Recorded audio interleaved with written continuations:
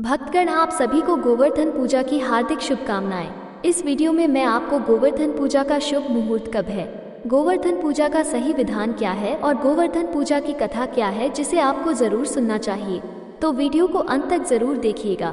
भक्तगण, 5 दिन के दीपावली महापर्व में चौथे दिन गोवर्धन की पूजा अर्चना की जाती है और हर वर्ष कार्तिक मास के शुक्ल पक्ष की प्रतिपदा तिथि को गोवर्धन पूजन करने का विधान है। इस तिथि को अन्नकूट के नाम से जाना जाता है क्योंकि इस दिन घरों में अन्नकूट का भोग बनाया जाता है।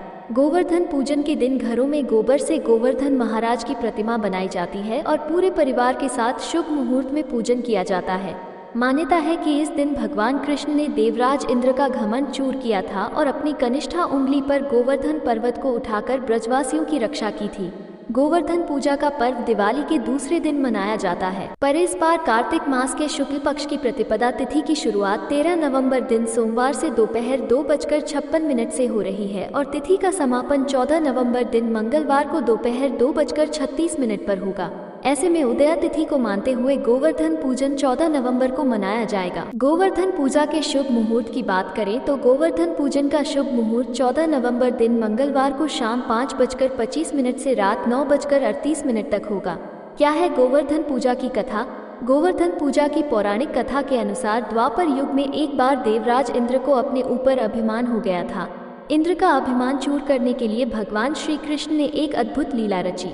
श्री कृष्ण ने देखा कि एक दिन सभी ब्रजवासी उत्तम पकवान बना रहे थे और किसी पूजा की तैयारी में व्यस्त थे। इसे देखते हुए कृष्ण जी ने माता यशोदा से पूछा कि यह किस बात की तैयारी हो रही है। कृष्ण की बातें सुनकर यशोदा माता ने बताया कि इंद्रदेव की सभी ग्रामवासी पूजा करते हैं जिससे गांव में ठीक से वर्षा होती रहे और कभी भी फसल खराब न हो और अन्न धन बना रहे।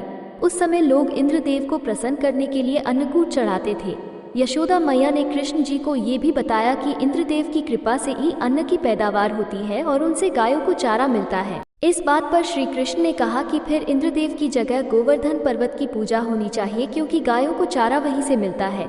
इंद्रदेव तो कभी प्रसन्न नहीं होते हैं और न ही दर्शन देते हैं। इस बात पर ब्रज के लोग इंद्रदेव की जगह गोवर्धन पर्वत की पूजा करने लगे। ये देखकर इंद्रदेव क्रोधित हुए और उन्होंने मूसलाधार वर्षा शुरू कर दी। इंद्रदेव ने इतनी वर्षा की कि उससे ब्रजवासियों को फसल के साथ काफी नुकसान हो गया। ब्रजवासियों को परेशानी में देखकर श्री कृष्ण ने अपनी कनिष्ठा उंगली पर पूरा गोवर्धन पर्वत उठा लिया और सभी ब्रजवासियों को अपने गाय और बछड़े समेत पर्वत के नीचे शरण लेने के लिए कहा। इस बात पर इंद्र कृष्ण की यह लीला देखकर और क्रोधित हो गए और उन्होंने वर्षा की गति को और ज्यादा तीव्र कर दिया। तब श्री कृष्ण ने सुदर्शन चक्र से कहा कि आप पर्वत के ऊपर विराजमान होकर वर्षा की गति को नियंत्रित करें और शेषनाग से कहा आप मेड़ बनाकर पानी को पर्वत की ओर आने से रोकें। इंद्र लगातार 7 दिन तक वर्षा करते रहे। तब ब्रह्मा जी ने इंद्र से कहा कि श्री कृष्ण भगवान विष्णु के अवतार हैं और उन्हें कृष्ण जी की पूजा की सलाह दी। ब्रह्मा जी की बात सुनकर इंद्र ने श्री कृष्ण से क्षमा मांगी और उनकी पूजा करके अन्नकूट का 56 तरह का भोग लगाया।